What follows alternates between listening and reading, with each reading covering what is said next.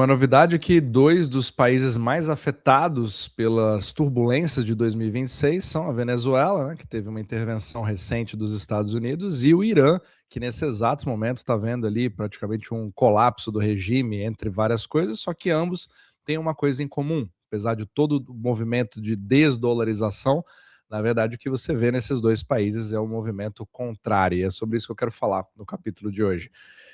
Aqui nós temos um surgimento, que eu já expliquei bastante em outros capítulos, principalmente depois da implementação do Genius Act nos Estados Unidos, da implementação e regulamentação de stablecoins. E elas, apesar de parecerem ser uma coisa que só o pessoal do cripto, de criptomoedas que gostam, etc., elas vêm ganhando uma popularidade muito grande, principalmente nesses países que acabam sendo mais periféricos em relação ao resto do mundo, né? Que todos os países dependem do sistema euro-dólar, e os mais frágeis, ou os que têm a economia mais à berlinda, ou que têm mais volatilidade, ou principalmente que têm uma crise política mais forte, acabam sendo os primeiros que usam esse tipo de instrumento. Então, o mais engraçado é que a maior stablecoin do mundo, que é a Tether, né, ela não é muito usada, na verdade, não se dá uma importância tão grande para ela dentro dos Estados Unidos, mas para você realmente entender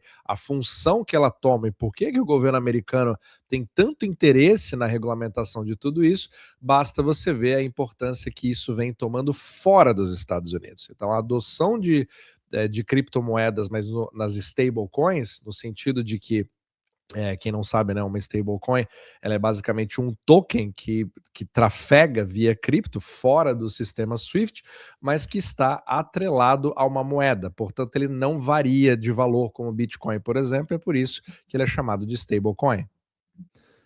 Então, tanto no Irã quanto na Venezuela, essas stablecoins, especificamente o Tether, né, que é a maior delas, se tornou fundamental por conta da instabilidade política, inflação severa e todas as sanções internacionais. Então, o que eu quero conversar um pouquinho aqui é um pouco dessa dualidade, porque você tem o lado da adoção exponencial e meio que orgânica, mas por outro lado você tem um motivo pelo qual o governo, na verdade, está regulamentando isso, porque ele vê que não tem saída, mas ao mesmo tempo acaba sendo uma grande oportunidade, principalmente de vigilância e controle. Então, antes de mais nada, se você gosta desse tipo de conteúdo, né, sobre mecânica monetária, como tudo isso funciona, né, e se nós estamos de fato de um processo de desdolarização ou dolarização, você pode nos seguir aqui no Substack com vídeos gratuitos como esse, que são transformados em artigos, e eu coloco todos os gráficos que eu uso, etc., e você recebe tudo isso gratuitamente no seu e-mail. Agora, membro, se você quiser se aprofundar um pouco mais, a gente disponibiliza a Universidade Omnimacro, e todos os finais de semana nós fazemos ali uma imersão na real mecânica monetária, né? E se você quiser entender um pouco, né, como que nós estamos investindo nesse cenário tão caótico, a gente também publica o nosso próprio portfólio. É gratuito para você ver os resultados, mas os membros podem acompanhar os movimentos da própria carteira. Então, todos os links estão aqui na descrição abaixo. Então vamos lá. Primeiro a gente tem que começar pelo Irã, porque ele está ali numa situação extremamente complicada, né, com toda a revolução que veio acontecendo, e isso afetou todo o sistema bancário, que na verdade entrou em colapso. Então, nesse exato momento, você vê talvez um dos gráficos mais chocantes de uma moeda, né? Lembra até a hiperinflação alemã. Dá uma olhada, acho que chega a ser bizarro esse tipo de gráfico, né? Então, você tem aqui o dólar em relação ao real, né? Bastante parecido com o real iraniano. E aqui você vê literalmente o câmbio está praticamente 1.068.906 para 1. Então, o nível da escala é simplesmente surpreendente. Você não consegue nem. Eu não consigo nem tirar aqui exatamente, porque ele muda completamente a escala. Ou seja, literalmente a moeda virou pó. Então é claro que você morando no Irã, né, você sendo um cidadão, você precisa fazer alguma coisa. E muitos desses habitantes, os cidadãos iranianos, usaram o Tether, principalmente na rede Tron, que é uma rede chinesa, que é um pouco mais barata nas suas transações, para proteger o seu patrimônio. Então, por mais que a gente tenha toda uma discussão, teórica, né, que acontece no Twitter, etc., o dólar vai a zero. Na hora do vamos ver, principalmente nesses países que têm um colapso maior, que estão mais próximos aos pontos fracos do sistema euro-dólar, eles acabam usando o próprio dólar ou qualquer coisa atrelada ao dólar como reserva de valor, e né, nem como moeda, como uma forma de simplesmente não ser diluído, né, em relação ao seu patrimônio. Então, só que por outro lado, você também tem as restrições governamentais. Né, em resposta ao uso, né, desse crescimento, o governo iraniano ele acabou impondo limites mais rígidos em setembro. Então, as propriedades de stablecoins, o quanto você pode deter, ficaram limitadas a $10 mil por pessoa, e aí com um teto de compra anual de $5 mil, ou seja, ele limita basicamente. Agora, é interessante ver como que esse controle acaba sendo feito.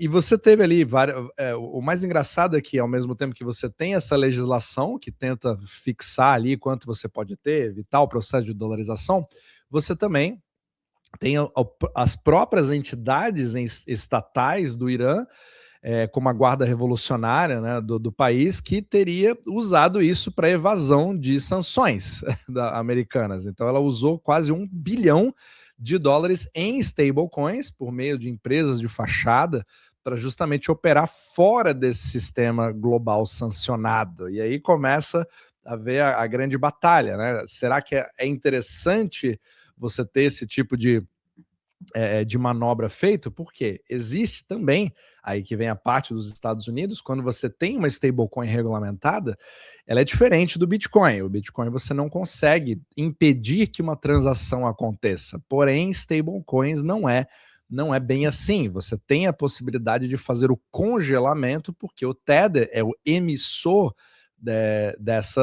desses tokens. Inclusive, quando você vê aqui essa parte final do artigo e coloca aqui, ó, esse print mostra claramente como que, quando você faz o rastreamento dessas carteiras e descobre que é de alguma entidade que está tentando driblar uma sanção ou qualquer tipo de coisa, o próprio emissor acaba fazendo o congelamento dessas carteiras. Então, você está vendo aqui, ó, uma carteira com 44 milhões de USDT foi congelada, outra de 50 milhões, outra de 12 milhões, ou seja, isso é totalmente possível, né? No Bitcoin você já não teria essa vantagem. E é claro que você tem outras stablecoins também, né? Como o USDC, DAI, entre outros baseados em Solana, etc. Então tudo isso foi regulamentado agora nos Estados Unidos e, além traz um certo poder, né? Porque você precisa, para trabalhar nos Estados Unidos legalmente, regulamentado, poder dar às autoridades a possibilidade de fazer esse devido congelamento, né? Ou mesmo impedir que algo seja transferido, etc. E a mesma coisa você começa a ver na Venezuela também, né? Então você tem uma substituição do sistema bancário que está devido à desvalorização do Bolívar.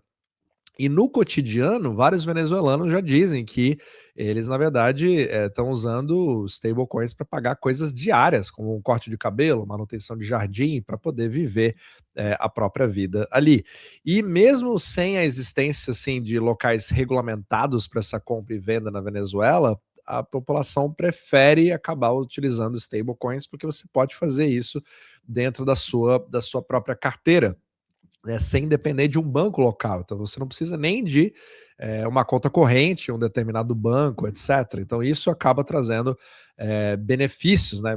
Isso você não vê somente nesses dois países, você vê também isso acontecendo na África, na Nigéria, pessoas compram até chips pré-pagos para dados de celular usando stablecoins. Então isso já vem acontecendo de forma orgânica, e é aí que os Estados Unidos querem nadar de braçada, porque acaba se transformando num grande processo de dolarização, onde você não depende do SWIFT ou de ter uma conta, e muitos países restringem a capacidade de um cidadão de deter uma conta que esteja denominada em dólares.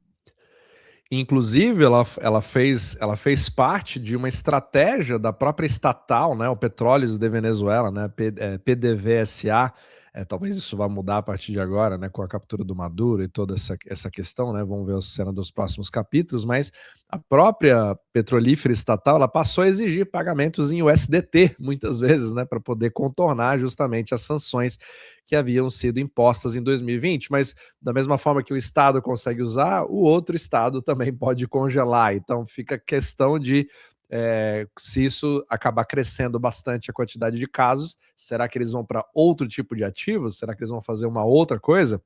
Então, é um jogo de gato e rato dentro desse sistema, onde você quer ter a liquidez do dólar, porque é a maior rede do mundo, mas ao mesmo tempo você está brincando com o seu próprio inimigo, digamos assim. Então, o mais interessante é ver que de vários volumes de fundos que são congelados, se você vai ter uma tendência de continuar dessa forma, que é o que os números estão mostrando por enquanto, ou se você vai começar a ter algum outro tipo de sistema. Mas, independente de todas as narrativas em relação à desdolarização, se você prestar realmente atenção nas stablecoins, talvez você chegue a uma conclusão bastante contrária ao que muitos imaginam.